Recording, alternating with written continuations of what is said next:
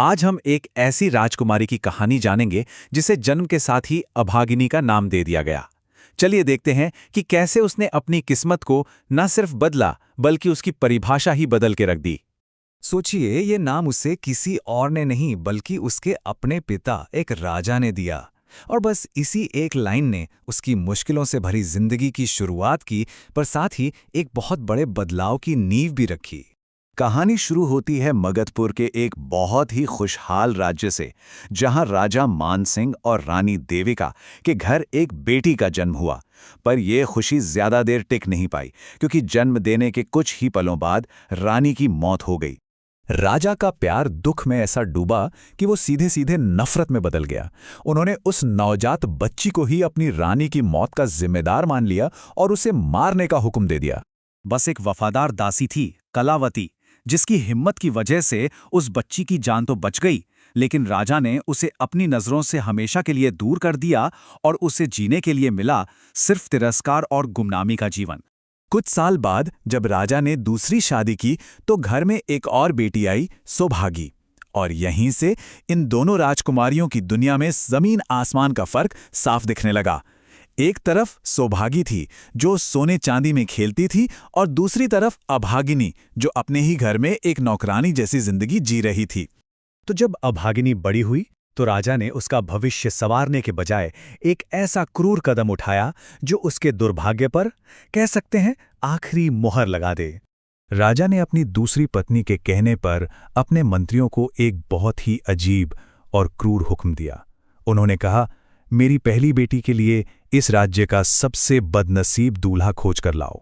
तो अभागिनी का नया घर एक टूटी फूटी झोपड़ी थी, जहां वो अपने नेत्रहीन पति और सास के साथ सिर्फ भीख मांगकर गुजारा करने पर मजबूर थी। लेकिन देखिए, इतनी मुश्किलों के बाद भी अभागिनी ने अपनी किस्मत को बड़े ही सब्र के साथ अपनाया। वो खुद भूखी रह जाती, पर अपने नए परिवार को खिलाती थीं। यहीं से हमें उसके असली चरित्र की एक झलक मिलती है, जो नफरत में नहीं बल्कि प्यार और सेवा में अपनी ताकत ढूंढ रही थी।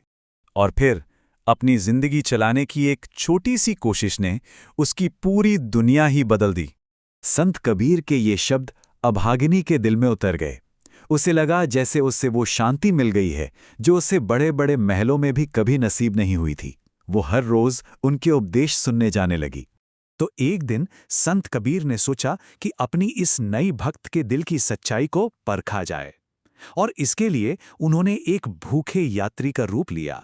अब देखिए, ये सिर्फ एक दान नहीं था, ये एक बेटी का प्यार था, उस पिता के लिए जो उसे जिंदगी में कभी मिला ही नहीं। उसने बिना कुछ सोचे निस्वार्थ भाव से अपनी आखिरी कमाई भी दे दी। तो चलिए एक पल के लिए रुकते हैं और देखते हैं कि वो किस हाल में थी। एक टूटी फूटी झोपड़ी, एक नेत्रहीन पति और गुजारा भीख मांगकर। और फिर चमत्कार हुआ। उसकी अटूट श्रद्धा का इनाम देखिए। वो झोपड़ी एक आलीशान महल बन गई और उसके पति की आंखों में रोशनी वापस आ गई। एक तरफ जहां अभागिनी की दुनिया विश्वास और सेवा से जगमगा रही थी, वहीं दूसरी तरफ उसके पिता का राजपाट उसके पुराने कर्मों के बोझ तले धीरे धीरे ढह रहा था। देखिए कैसे वक्त का पहिया घूमा। उसकी बहन सौभागी, जो एक अमीर राजकुमार से ब्याही थी, वो भी कंगाल हो गई और हार कर महल लौट आई। मतलब जो किस्मत दोनों की शुरू में थी, वो अब पूरी तरह से पलट चुकी थी। और यहीं से अभागिनी के जीवन का आखिरी और सबसे अहम पड़ाव शुरू होता है।